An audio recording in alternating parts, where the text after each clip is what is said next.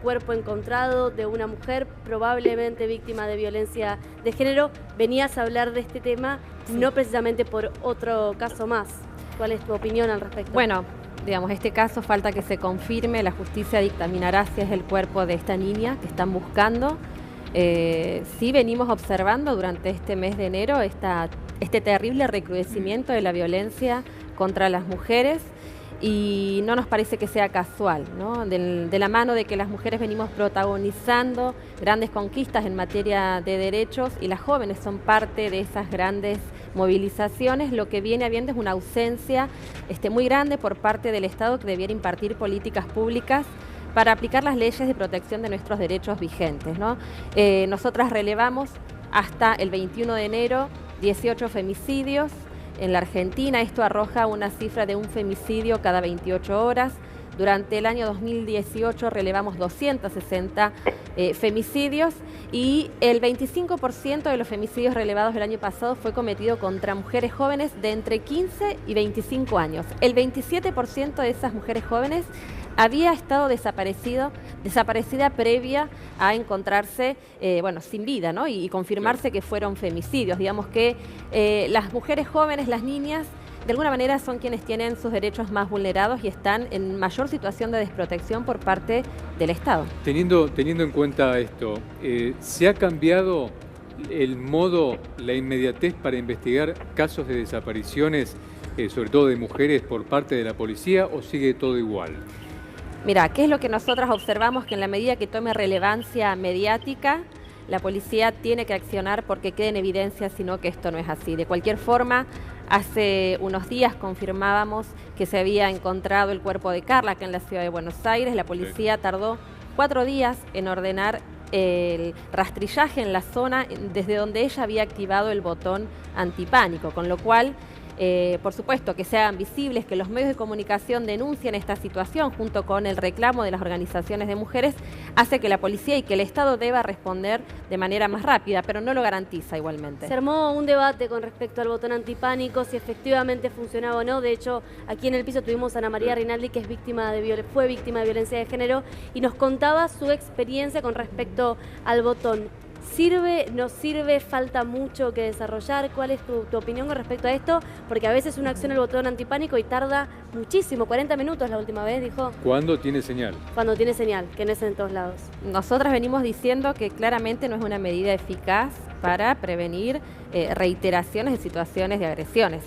Y en muchos casos, mujeres que han muerto con el botón antipánico en su cartera o intentando presionarlo. El 18% de los femicidios realizados durante el 2018 fue contra mujeres que habían logrado hacer la denuncia, ¿no? Con todo lo que implica dar ese paso, porque muchas veces esas mujeres están denunciando a sus parejas, exparejas, hombres del círculo íntimo, personas cercanas, ¿no? Entonces, una vez que las mujeres dan ese paso, lo cierto es que si la justicia recepta esa denuncia y no acciona en consecuencia, se las expone doblemente. Y el botón antipánico no es una medida para nosotras, como te decía, eficaz, porque pone a la mujer en situación de garantizar su propia seguridad, ¿no? Hay algunas otras experiencias, en Uruguay, por ejemplo, una en donde se monitorea al agresor a partir de una pulsera. Aquí en algunas provincias se está llevando adelante esa experiencia. También carecemos de informes que den cuenta o no de la eficacia de todas estas medidas de protección de las mujeres. Le vamos a preguntar a Mario cuál es la experiencia que hay al respecto del tema en tu provincia, Mario.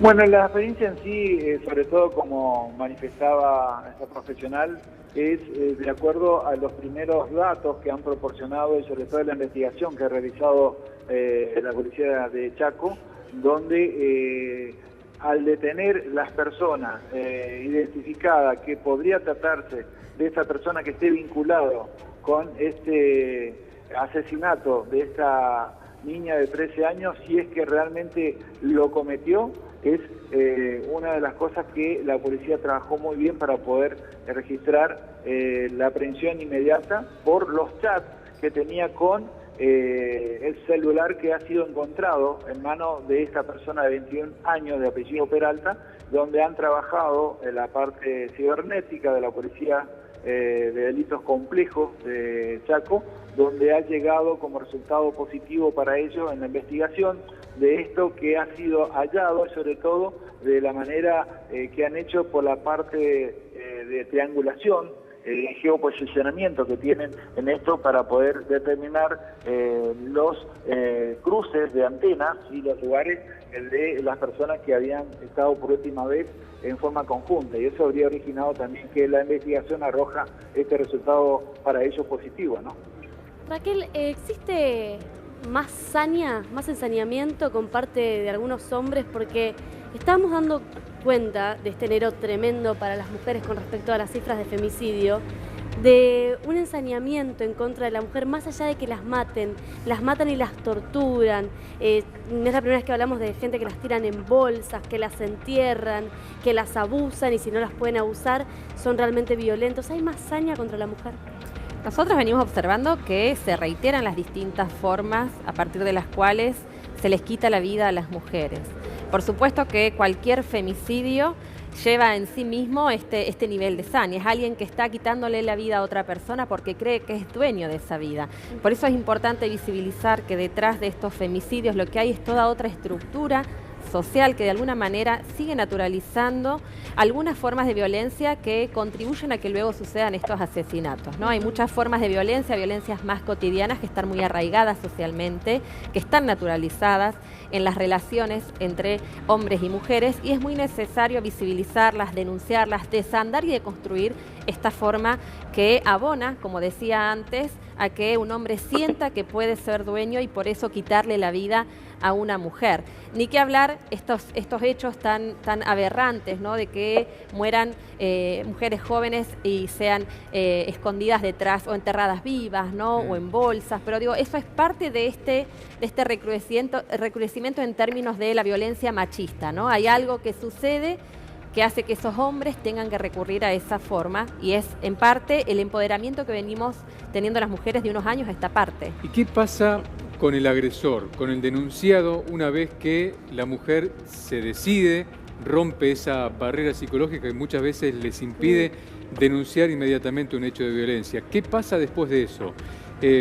¿Por qué pregunto esto? Porque en algunos casos hemos visto y tenido que anunciar aquí en Crónica, de agresores que toman venganza, que en vez de decir, bueno, pucha, me denunció, mejor me quedo piola, me quedo quieto, y en vez de eso vuelven con la agresión y es peor, ¿no? Y en algunos casos con desenlaces fatales. ¿Esto es siempre así o hay casos de que la denuncia, más allá, digamos, de que sirve como protección para la víctima, también sirva para el victimario, para que se reencauce y se solucione ese problema, seguramente no conviviendo, ¿no? Pero para que deje de insistir y molestarla y agredirla?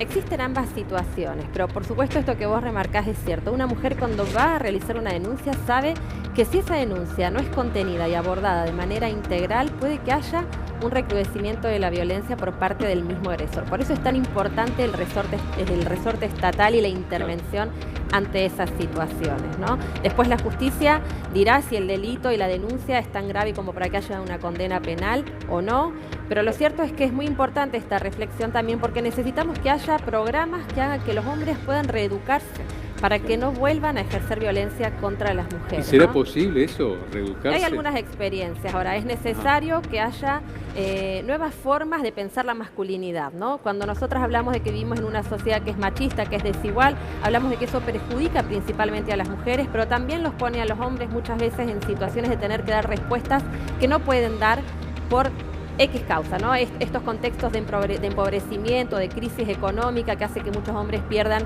sus lugares de trabajo, también de alguna manera los pone en un lugar de ¿no? De no saber vulnerabilidad, cómo, ¿no? Sí, o cómo reaccionar en una situación donde se espera que ellos sean los proveedores de las familias, cuando eso ya no es así, ¿no? Bueno, hay una cantidad de cosas que es necesario repensar.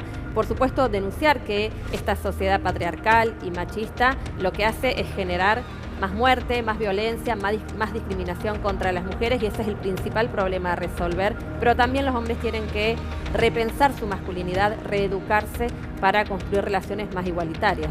Raquel, llevas mucho tiempo militando por las causas, militando mismo por el aborto legal, seguro y gratuito para todas las mujeres. Yo te quiero preguntar, ¿qué sentís vos como mujer, como persona, más allá de las estadísticas, cuando vos ves esto, ¿no? Vos ves después de tantos años que costó, que la mujer ahora identifica lo que es el acoso, lo que es el abuso con acceso carnal, lo que no, que antes quizás estaba menos, de alguna manera, abordado por los medios y la sociedad en sí no se lo cuestionaba tanto. ¿Qué sentís cuando ves un cuerpo que a las 17:30 se va a saber de quién se trata?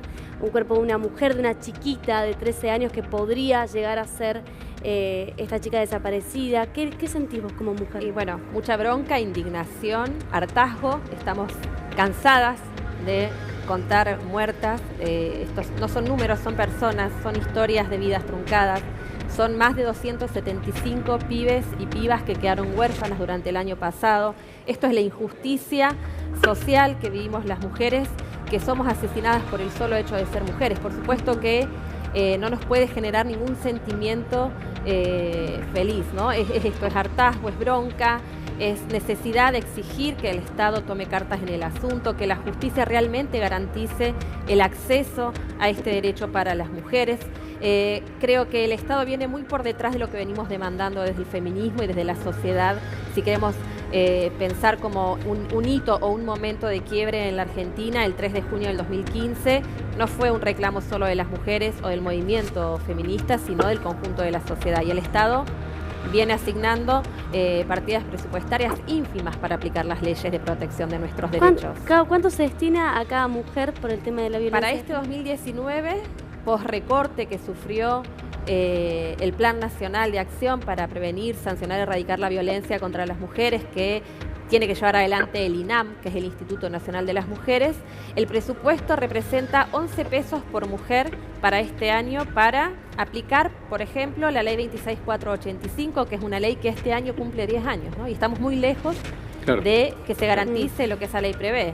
¿En qué sector, en qué terreno sentís que se ha avanzado más? ¿En el plano político, en el plano laboral, digamos en cuanto a los derechos de las mujeres, ¿no? Por ejemplo, igual remuneración, o mejor dicho, igual trabajo, igual remuneración. ¿En qué sector pensás que se avanzó más en los derechos de la mujer?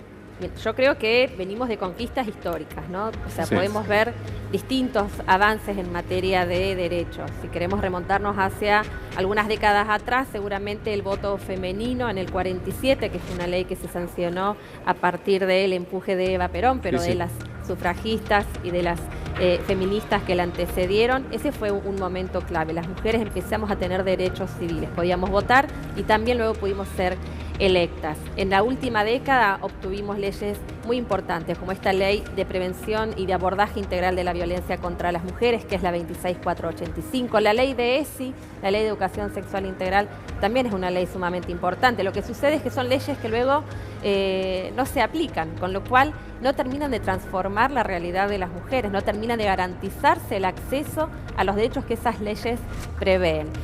Un logro legislativo fue la paridad.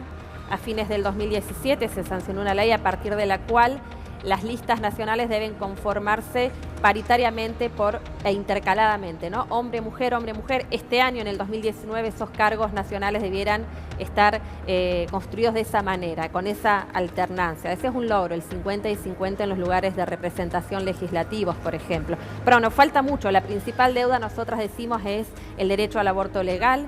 Estuvimos cerca el año pasado y sabemos que es un derecho que vamos a conquistar porque lo hemos conquistado socialmente, ¿no? Hemos logrado la despenalización social del aborto porque es una realidad que nos atraviesa al conjunto.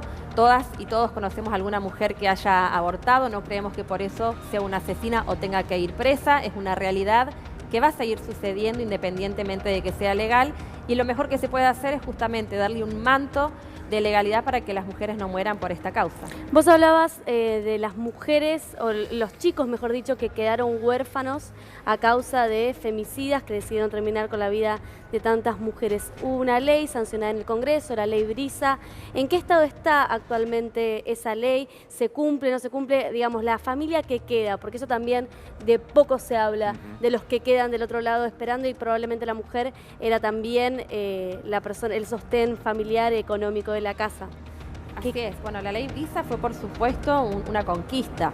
Lo que estamos ahora exigiendo es que se reglamente y que justamente se elaboren informes acerca de la efectividad y el cumplimiento de las mismas. Es lo que nos viene sucediendo. No tenemos registros, estadísticas oficiales, no tenemos información que debiera ser de acceso público para justamente poder medir el impacto que tienen o no estas leyes que se sancionan, por supuesto, después de que las cosas sucedieron, ¿no? Cuando estamos hablando de regulación ante niños y niñas que quedaron huérfanos es porque ya no se pudo evitar el femicidio de su madre. Entonces, necesitamos también que el Estado ponga mucha atención en la prevención de estas situaciones de violencia extrema. Vos hablabas recién de las conquistas y hablabas del aborto y demás. No podemos dejar de recordar el caso de esta chiquita de la provincia de Jujuy, ¿no? Que fue abusada, que fue violada, que quedó embarazada y hace poquito le hicieron la cesárea. Obviamente el hijo no sobrevivió, ella sí, afortunadamente. Bueno, es terrible. Ahí estamos hablando de la vulneración y de la violencia institucional que se ejerce también a partir de las instituciones del Estado. Es una niña que nosotras decimos, como muchas otras en el país, invisible a los ojos de quien debieran velar y garantizar por sus derechos, ¿no? Nadie la vio, llegó con un embarazo ya en una situación avanzada, se la tuvo que someter a una cesárea. Estamos hablando de esto, de una niña de 12 años violada.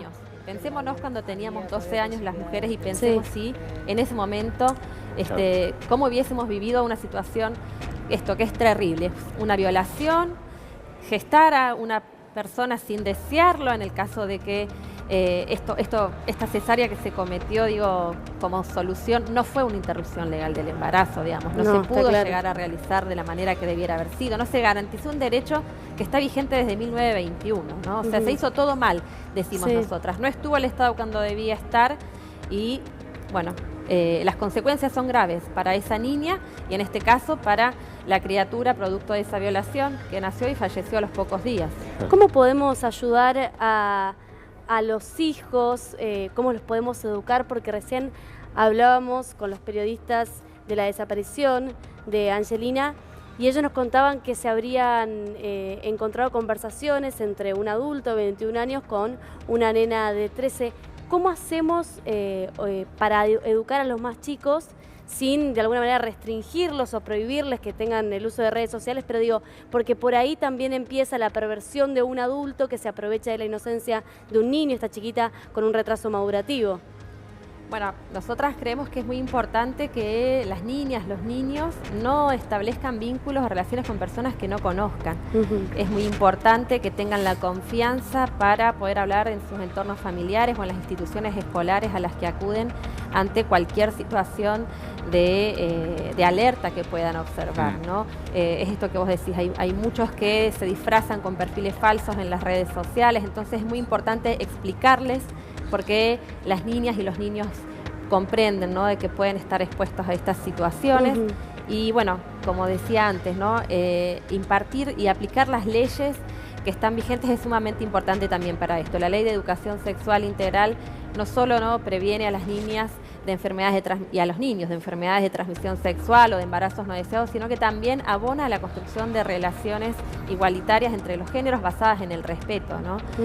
Eso es fundamental, la educación, y es clave que el Estado accione en ese punto.